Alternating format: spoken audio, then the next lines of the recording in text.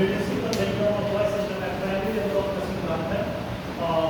हमारे एपीसीटी का प्रोजेक्ट इस प्रकार से है, ऐसा कुछ स्टडी हुआ आईटी मीडिया मिस्टर और बनता है, एमआईटी का सब्जेक्ट था आशीष है। हम सभी के लिए ग्रुप वाइज ऑर्गेनाइज कार्य करते हैं, जो प्रोग्रामर से रिलेटेड सब्जेक्ट को ऑर्गेनाइज किया जाता है। हमारा ऑर्गेनाइजेशन आईएसओ 45001 सर्टिफाइड है। हमारे ऑर्गेनाइजेशन में जो एक्सपीरियंस तथा 400% एक्सपीरियंस है। हमारा उस मूवमेंट 15 फरवरी 2013 को शुरू हुआ, जबकि हमारी ये यूजर की जर्नी 15 फरवरी 2022 से शुरू हुई है। और इस साल में हमारा तीसरा केस स्टडी है, जिसे लेकर हम लोगों ने 2 एक्टिविटीज कोऑर्डिनेट किए हैं। इस केस स्टडी का हम लोगों ने 22 फरवरी 2024 से काम शुरू कर दिया था, जिसका सक्सेसफुल इम्प्लीमेंटेशन हम लोगों ने 21 मई 2024 को अपने प्लान के अंदर किया। अब आगे बढ़ने से पहले हम अपने टीम को एरोन माइंस के प्रोसेस को यहाँ पर समझाना चाहेंगे। हमारे यहाँ एरोन की माइनिंग की जाती है, जिसे ग्रीन प्लास्टिक का सॉलिड की सहायता से लोड किया जाता है, उसके बाद उसे ऑपर में रख दिया जाता है, जहाँ से एरोन को मल्टीपल प्रेशर में लेयर लेवल मशीन के माध्यम से होते हुए होता है। उसके बाद वहाँ पर उसे रोडर और लेवल की सहायता से ऐसे वैसे रोड जनरेटर स्टील प्लांट दे दिया जाता है।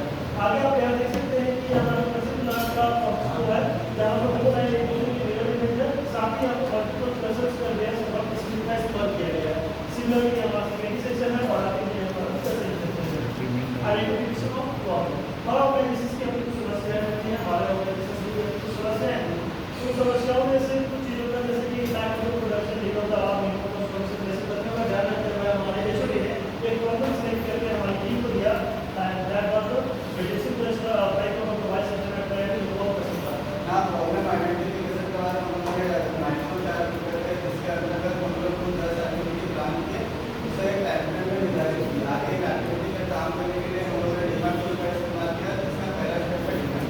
प्रॉब्लम डिफाइन करने से पहले हम अपना एरिया का आपको बताना चाहेंगे, जैसे हमें प्रेसिंग प्लांट में प्राइमरी सेक्शन में 25 टाइप है, सेकेंडरी सेक्शन में 11 टाइप है, तथा टर्शियरी सेक्शन में 13 टाइप है, कुल मिलाकर 49 टाइप है। 49 टाइप में काम करने के लिए हमें बहुत की जरूरत पड़ती है। ये हमारे प्रेसिंग प्लांट का प्राइमरी सेक्शन है, जहाँ हमारे काम होने वाले जैसे सिंपल चेंज होने वाले टाइप तथा कंट्रोल में चेंज होने वाले रोलर एरिया ट्रेन तथा मोटर यार्ड से मोटर को शिफ्ट कराने के लिए हमें बहुत की जरूरत पड़ती है। और हमारे मोटर सिस्टम में होने वाले रोलर एरिया की वजह से तथा उससे काम करने वाली बिजली की वजह से हमारा प्रोडक्शन पावर की हो रही है तथा मेन और रिसोर्सेज की वजह हो रही है। और सिस्टम पुराना होने की वजह से आजकल मार्केट डिमांड और सिस्टम को अपग्रेड नहीं कर पाते हैं। ये हमारा वॉइस सिस्टम का, और ये हमारा प्रॉब्लम एरिया जहाँ रिपीटेड प्रॉब्लम हो रहा था, ये उसका क्लोज हुई है, यहाँ रिपीटेड फंक्शन क्लोज हो रहा था। आगे हम लोगों ने इसी काम को अटेंड करने के लिए हम लोग को आंसर फाइट में चढ़कर काम करना पड़ रहा था। ये मल्टीपल येलो मिनट्स तथा पावर मिनट्स में होने वाले वीडियो को हम लोग दर्शा रहे हैं। आगे हम कार्टून के माध्यम से स्टोरी एक्सप्लेन करना चाहते हैं। जैसे जब कोई वर्कर को जॉब मिलता था तो हर किसी का एक यूजर रोल रहता था, और इसी काम के बीच में general electrical short circuit code होता था, ताकि वो लोग काम को बीच में रोक के इलेक्ट्रिशियन को कॉल करते थे तथा उसका आने का इंतजार करते थे। उसी समय इलेक्ट्रिशियन को अपने व्हाट्सएप में लेटर को लोग उस प्लेस पे ले जाना पड़ता था तथा लगाने में उसे काफ़ी समय का लगता था। और आंसर फाइट होने की वजह से सर्टिफिकेट के माध्यम से वो चढ़ के उसको काम करना पड़ता था। उस काम में काफ़ी देरी भी होता था, जिसके वजह से काम को बीच में जो के घर में मेंटेनेंस वाला को छोड़ के जाना पड़ता था। इसके बाद इंग्लिश से चीज़ों को हम लोग यहाँ पर दर्शाया है। आगे हम लोगों ने टीम मेंबर के साथ ऑपरेटिंग टारगेट सेट किया कि इस होने वाले लिक्विडिटी ब्रेकडाउन को एलिमिनेट किया जाए। अब हमारा दूसरा स्टेप है मेजर। प्रॉब्लम को मेजर करने के लिए हम लोग फॉरम टू वार्निश टूल का इस्तेमाल कर रहे हैं। क्या what is the problem? What is the problem? Electrical control panel of fibre voice what was problem of during operation and during starting of voice who is responsible? एक robo wiring and code components are responsible for that out of problem of either by short circuit और input of voice. इसके बाद हम लोगों ने एक साल का डाटा एनालिसिस किया है, अप्रैल 2023 से अप्रैल 2024 तक, जिसमें हम लोगों ने पाया कि नंबर ऑफ ब्रेकडाउन 38 से, जिसमें माइनर ब्रेकडाउन 30 थे और मेजर ब्रेकडाउन 8 थे। माइनर ब्रेकडाउन को अटेंड करने में जहाँ हमें 1.5 घंटे का समय लग रहा था, वहीं मेजर ब्रेकडाउन को अटेंड करने के लिए तकरीबन 36 मिनट का लग रहा था। ब्रेकडाउन को ड्यूरिंग ऑपरेशन जो कि 28 थे, जो कि मिनिमम एवरेज टाइम इसका 15 मिनट था, जो कि सालाना हमें 7 घंटे का लग रहा है। जब हमारे दोनों ने ब्रेक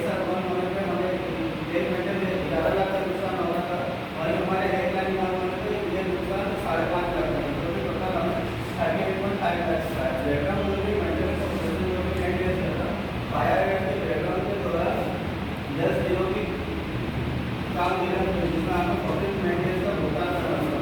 जहाँ हमें एक सर्विस लेवल पर 617 का पेमेंट करना जो कि हमें 24,640 रुपये पड़ेगा। टोटल हमें 38,746 आइडिया हमारे लेवल कमिश्नर द्वारा दिए गए लेवल चार्ट को हम दर्शा रहे हैं।